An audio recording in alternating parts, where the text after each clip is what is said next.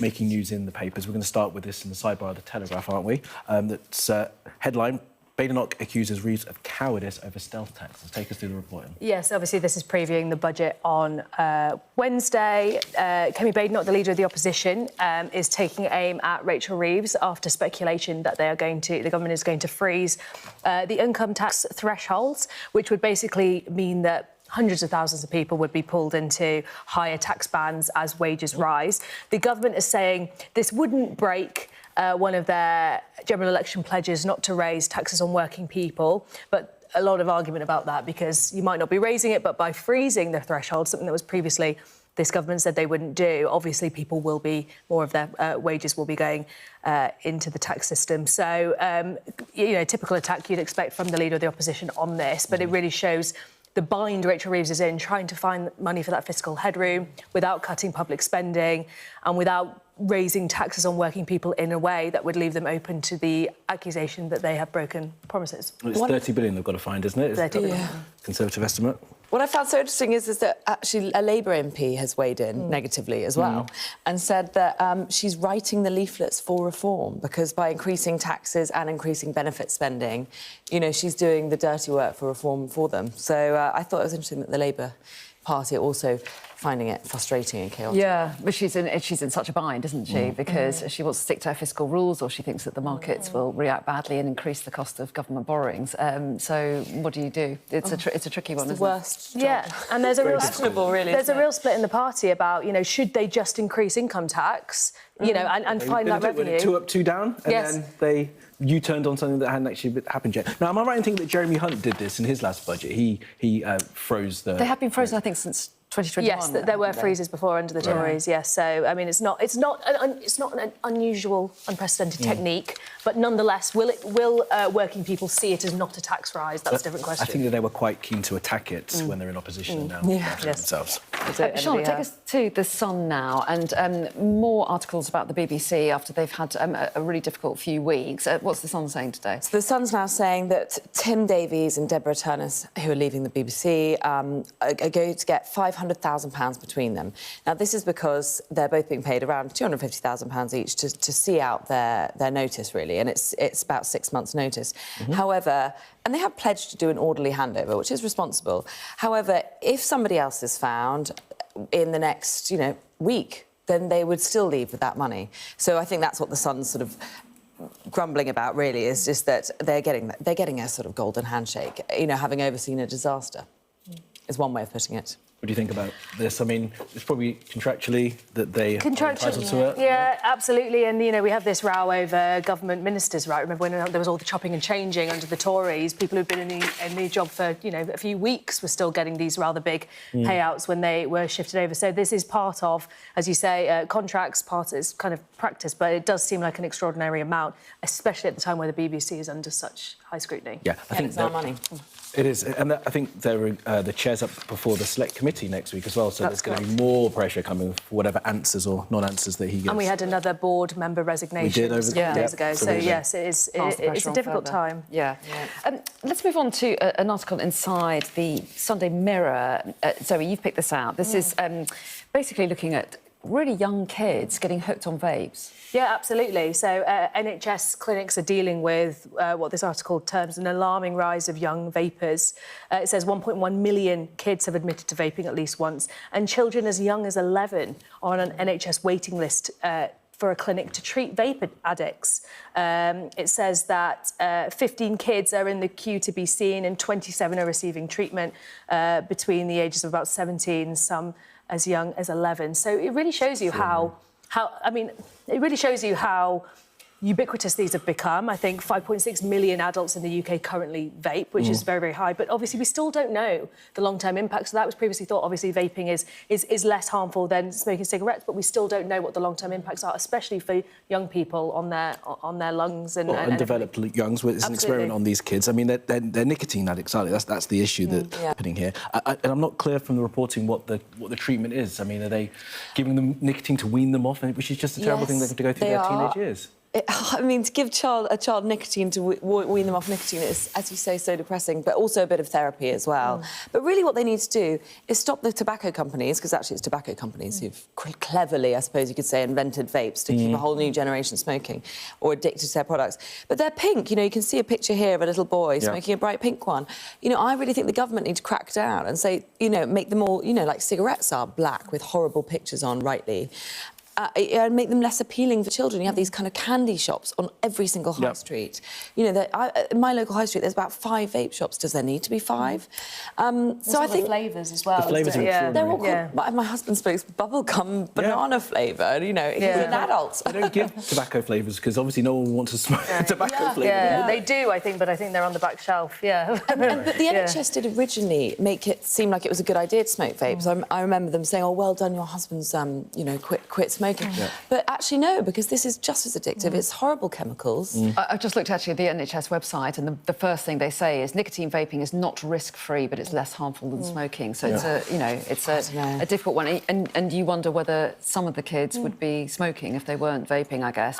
You wonder whether 11-year-olds would be smoking cigarettes or just easily getting a flavoured vape, and you think that probably is more attractive to an 11-year-old than a packet of cigarets, right? A packet of cigarettes is about £20 now, and 11-year-olds won't be able to afford that. Right. So they need to make vapes more expensive. There's an article here in The Sun about Angela Rayner. We haven't seen her in the papers for a couple of days now. So, Charlotte, talk us through what this is about. Well, this is great fun. So when she was living at Admiralty House, she ordered a Premier Inn luxury divan bed. I didn't know such a thing existed. And she didn't just get the bog-standard £1,200 version. She managed to get the £2,566 version. And a Freedom of Information request seems to have shown that she kind of got all the upgrades that one can get on a luxury Premier Inn bed. And, of course, it was all taxpayer funded. And so it's kind of... she's already gone, but it's sort of kicking her, in the aftermath of her departure. I was just going to say, of course, with this, the detail is buried at the bottom of the article where it says, the Cabinet Office says the bed was not replaced at the behest of Angela Rayner and she had no influence over the choice. The maintenance of Admiralty House is managed and administered by the government's property agency. Do the last line as well, that's what I was... Sources stress that Rayner bought her own bed when she moved into the flat and used it in her own room. So I think the Sun is having a bit of an unfair pop at Angela Rayner there, but there we go. 2,500 for a bed. Sleep's important. Story. Sleep's important. Sleep's important. I just can't believe they're Premier Inn beds. I want to get one. Very, very comfortable. It's like your top line from the story. Other hotel brand beds probably are available. I'm not going sure. shopping. I'm sure there are other hotel brand beds. Yes. Now, this is a story that's got us all talking, actually, the next one. This is in the Mail. Zoe, they're asking the question, will tech spell the end of Toy Story for kids? Yeah, so this is, obviously, there's a new Toy Story film coming out next June, and this is, rather than it being a kind of coming-of-age tale like they often are, this one is going to look at how increasingly young people are playing with technology over traditional toys. So in the film, they're going to have a green frog-shaped tablet called Lilypad, which is going to terrify all the toys in the playroom because is she going to take over? And this is the children's author, Frank Cottrell Boyce, said he was hearing increasingly that children are no longer interested in playing with toys.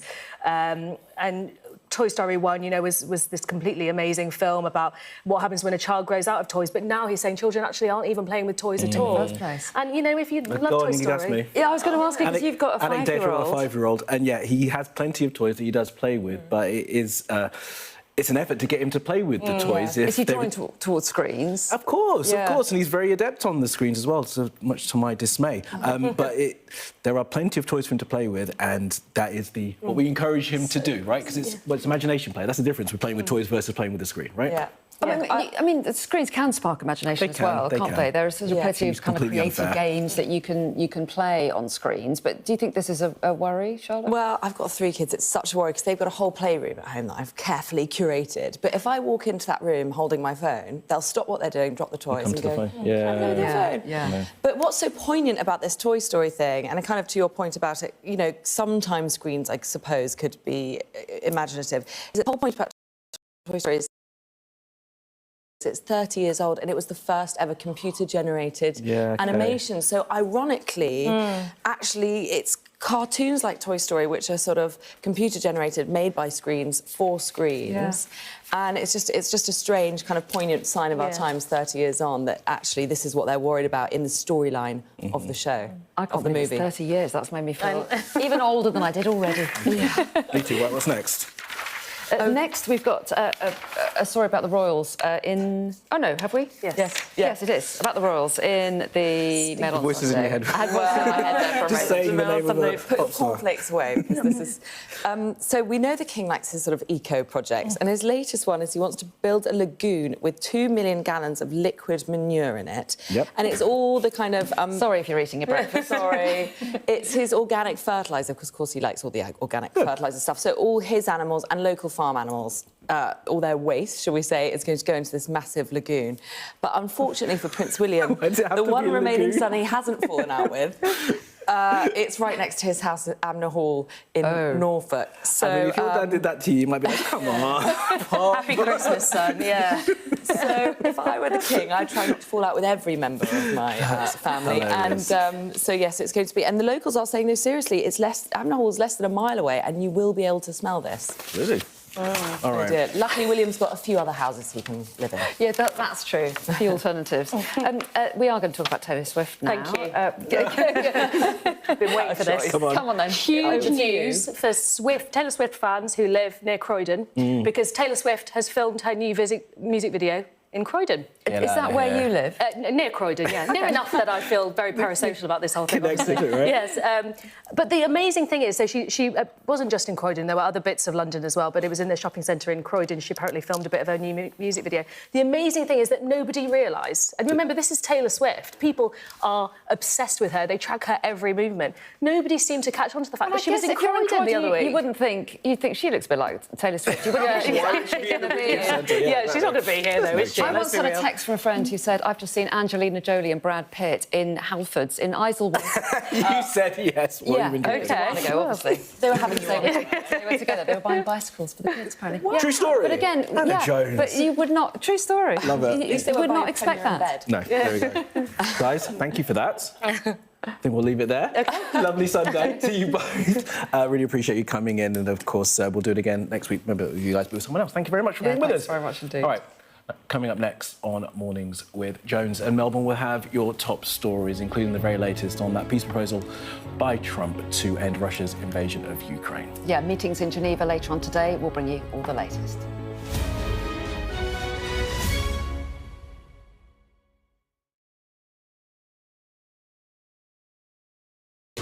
We are under Israeli military restrictions in terms